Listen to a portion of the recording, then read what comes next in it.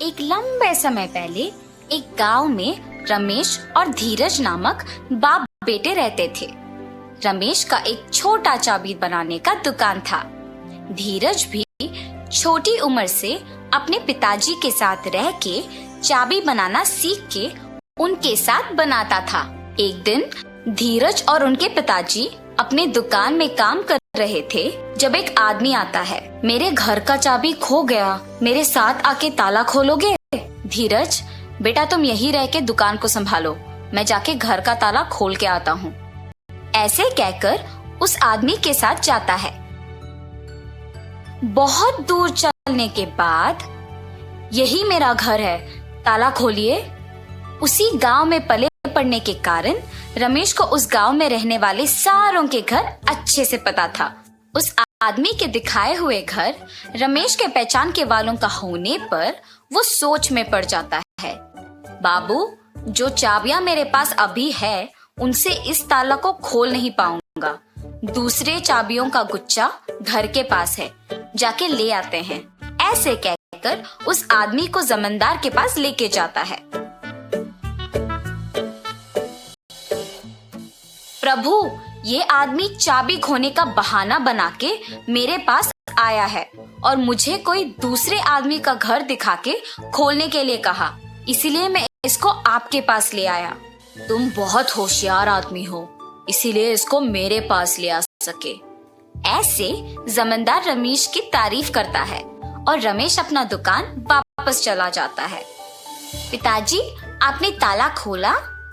और जो भी हुआ धीरज के पिता उसे बताते हैं। धीरज, हमारे पास ताला बनवाने के लिए बहुत सारे लोग आएंगे बेटा। उनमें अच्छे और बुरे दोनों तरह के आदमी होंगे, इसीलिए हमें होशियारी से काम करना चाहिए। कुछ साल बाद धीरज के पिताजी का देहांत हो जाता है और धीरज अकेले ताला बनाते हुए दुकान चला बनाने के काबिल बन जाता है। एक दिन धीरज के दुकान को एक आदमी आता है। इस चाबी का एक नकल बना के दे सकते हो? जी हाँ, बिल्कुल, पर नई चाबी के लिए 500 रुपए लगेंगे। ठीक है, बना के दो। और धीरज वो नकली चाबी बना के देता है और गोपाल पैसे देके वहां से चला जाता है।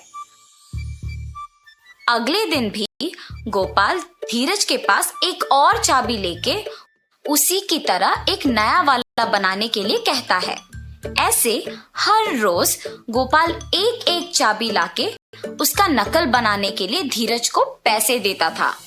वैसे एक दिन जब गोपाल नया चाबी बनवाने धीरज के दुकान पर आता है, आप हर रोज नई चाबियां बनवाते हो, इतने सारे नकली चाबियों का आप करते क्या हो? चाबियों को खोने का डर से मैं इन्हें ऐसे बनवाते रहता हूँ। ये कहकर चाबी लेके वहां से चला जाता है। एक दिन जमींदार के पास उनके कुछ प्रजा आते हैं। प्रभु, अलमारी का ताला वैसे का वैसा ही है, मगर उसके अंदर का सोना और पैसे गायब हो गए।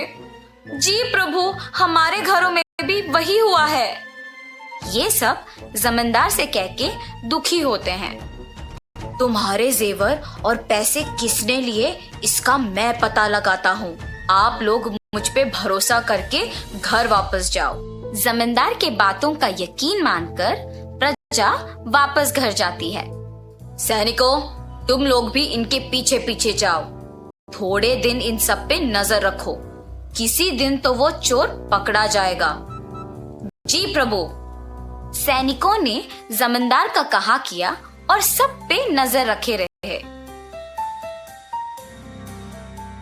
उन्होंने ये देखा कि सारे लोगों के पास एक ही आदमी काम करता था। हम सबको इस आदमी पे अच्छे से नजर रखना होगा। सही कहा तुमने, सबके पास एक ही आदमी काम कर रहा है। इसको खोए हुए जेवर और पैसों के बारे में जरूर कुछ पता होगा। एक दिन ऐसे ही वो आदमी एक और नकली चाबी बनवाने धीरज के दुकान को जाता है। और उसके पीछे ही जमींदार के सैनिक भी जाते हैं। इसका नकली चाबी बना के दोगे? ठीक है, थोड़ी देर इंतजार कीजिए, बना के देता हूँ। धीरज चाबी को बनाते हुए सोच में पड़ जाता है। मुझे इस आदमी पे शक है, पर इसके वजह से मुझे बहुत पैसे मिल रहे हैं। वो इन चाबियों के साथ कुछ भी करे, मुझे क्या? और नकली चाबी बना के उसे देता है। गोपाल उसे पैसे देकर वहां से चला जाता है। सैनिक भी गोपाल का पीछा करते हैं और उस पे नजर रखते हैं। जब आसपास कोई नहीं होता है तो गोपाल असली चाबी को उसकी जगह पे रख के नकली चाबी से तिजोरी खोल के उसमें से सब कुछ चोरी कर लेता है। और ये देखते ही सैनिक उसे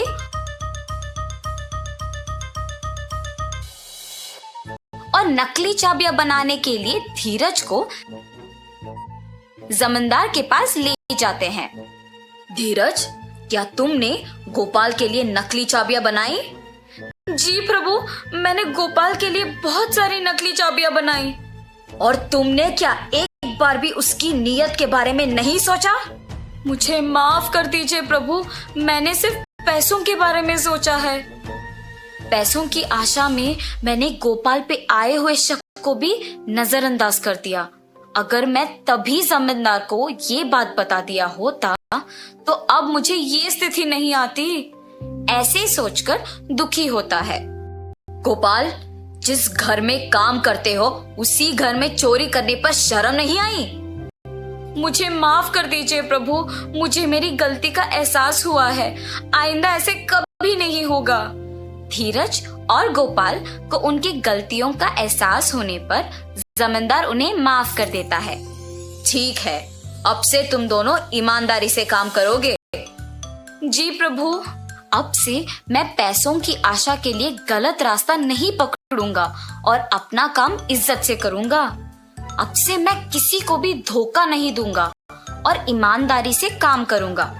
ऐसे धीरज और गोपाल अपने अपने काम इज्जत और ईमानदारी से करते हुए खुश रहते हैं। तो इस कहानी का नैतिक क्या है बच्चों? किसी को गलती करते हुए देखना उतना ही गलत है जितना खुद गलती करना होता है। इसीलिए इज्जत और ईमानदारी से काम करो।